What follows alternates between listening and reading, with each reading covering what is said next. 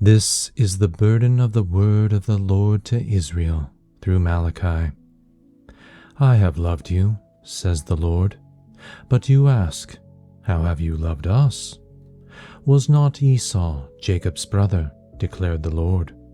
Yet Jacob I have loved, but Esau I have hated, and I have made his mountains a wasteland and left his inheritance to the desert jackals.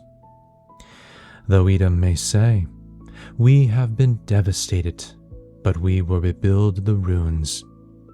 This is what the Lord of hosts says. They may rebuild, but I will demolish. They will be called the land of wickedness, and a people with whom the Lord is indignant forever. You will see this with your own eyes, and you yourselves will say, the Lord is great, even beyond the borders of Israel. A son honors his father, and a servant his master. But if I am a father, where is my honor? And if I am a master, where is your fear for me? Says the Lord of hosts to you priests who despise my name. But you ask, how have we despised your name? By presenting defiled food on my altar. But you ask, how have we defiled you? By saying that the table of the Lord is contemptible. When you offer blind animals for sacrifice, is it not wrong? And when you present the lame and sick ones, is it not wrong? Try offering them to your governor. Would he be pleased with you or show you favor? Asks the Lord of hosts. But ask now for God's favor. Will he be gracious? Since this has come from your hands, will he show you favor? Asks the Lord of hosts. Oh, that one of you shut the temple doors, so that you would no longer kindle useless fires on my altar. I take no pleasure in you, says the Lord of hosts, and I will accept no offering from your hands. For my name will be great among the nations, from where the sun rises to where it sets. In every place, incense and pure offerings will be presented in my name, because my name will be great among the nations, says the Lord of hosts. But you profane it when you say, the table of the Lord is defiled, and as for its fruit, its food is contemptible. You also say, oh, what a nuisance, and you turn up your nose at it, says the Lord of hosts. You bring offerings that are stolen, lame or sick. Should I accept these from your hands? Asks the Lord. But cursed is the deceiver who has an acceptable male in his flock and vows to give it, but sacrifices a defective animal to the Lord. For I am a great king, says the Lord of hosts, and my name is to be feared among the nations. And now this decree is for you, O priests. If you do not listen, and if you do not take it to heart to honor my name, says the Lord of hosts, I will send a curse among you, and I will curse your blessings. Yes, I have already begun to curse them, because you are not taking it to heart. Behold, I will rebuke your descendants, and I will spread dung on your faces, the waste from your feasts, and you will be carried off with it.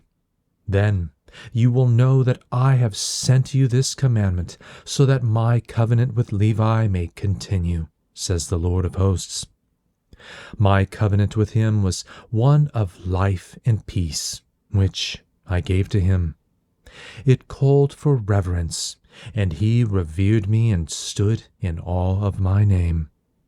True instruction was in his mouth, and nothing false was found on his lips.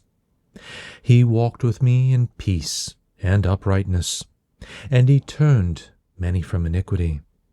For the lips of a priest should preserve knowledge, and people should seek instruction from his mouth, because he is the messenger of the Lord of hosts.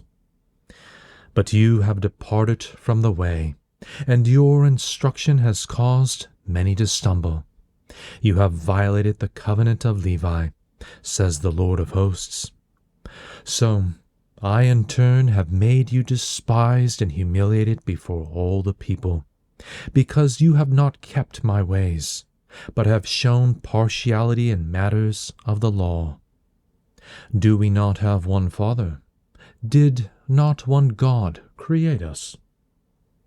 Why then do we break faith with one another so as to profane the covenant of our fathers? Judah has broken faith.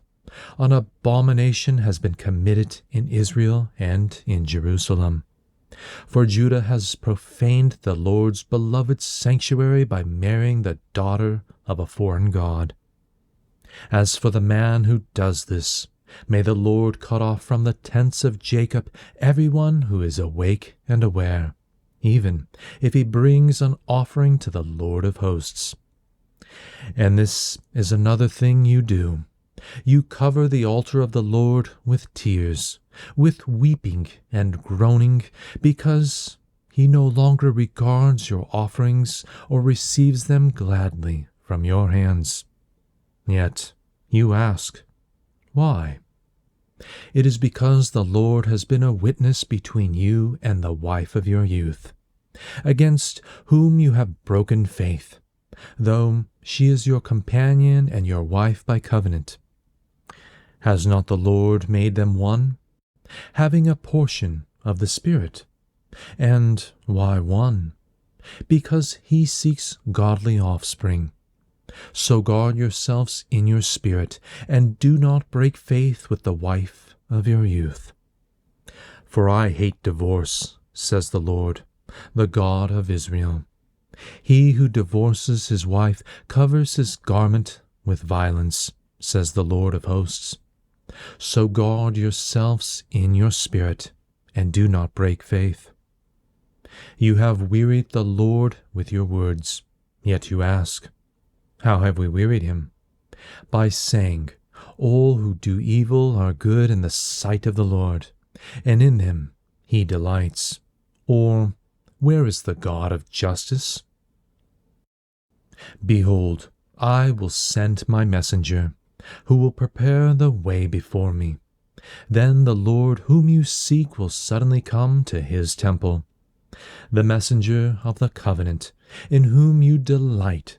See, he is coming, says the Lord of hosts. But who can endure the day of his coming? And who can stand when he appears? For he will be like a refiner's fire, like a launderer's soap, and he will sit as a refiner and a purifier of silver. He will purify the sons of Levi and refine them like gold and silver. Then they will present offerings to the Lord in righteousness. Then the offerings of Judah and Jerusalem will please the Lord, as in the days of old and years gone by. Then I will draw near to you for judgment, and I will be a swift witness against sorcerers and adulterers and perjurers, against oppressors of the widowed and fatherless, and against those who defrauded laborers of their wages, and deny justice to the foreigner, but do not fear me, says the Lord of hosts. Because I, the Lord, do not change, you descendants of Jacob have not been destroyed. Yet, from the days of your fathers, you have turned away from my statutes and have not kept them. Return to me, and I will return to you, says the Lord of hosts. But you ask, how can we return? Will a man rob God? Yet you are robbing me. But you ask, how do we rob you? In tithes and offerings. You are cursed with a curse, yet you, the whole nation, are still robbing me. Bring the full tithe into the storehouse, so that there may be food in my house. Test me in this, says the Lord of hosts. See if I will not open the windows of heaven and pour out for you blessing without measure. I will rebuke the devourer for you, so that it will not destroy the fruits of your land, and the vine in your field will not fail to produce fruit, says the Lord of hosts. Then all the nations will call you blessed, for you will be a land of delight, says the Lord of hosts. Your words against me have been harsh, says the Lord. Yet you ask, what have we spoken against you? You have said, it is futile to serve God. What have we gained by keeping his requirements and walking mournfully before the Lord of hosts? So now we call the arrogant blessed. Not only do evildoers prosper, they even test God and escape. At that time those who feared the Lord spoke with one another, and the Lord listened and heard them. So a scroll of remembrance was written before him regarding those who feared the Lord and honored his name. They will be mine, says the Lord of hosts, on the day when I prepare my treasured possession, and I will spare them as a man spares his own son who serves him. So you will again distinguish between the righteous and the wicked, between those who serve God and those who do not. For behold, the day is coming, burning like a furnace, when all the arrogant and every evildoer will be stubble. The day is coming when I will set them ablaze, says the Lord of hosts. Not a root or branch will be left to them. But for you who fear my name, the Son of Righteousness will rise with healing in its wings, and you will go out and leap like calves from the stall. Then you will trample the wicked, for they will be ashes under the soles of your feet on the day I am preparing, says the Lord of hosts. Remember the law of my servant Moses, the statutes and the ordinances I commanded him for all Israel and Horeb. Behold, I will send you Elijah the prophet before the coming of the great and awesome day of the Lord.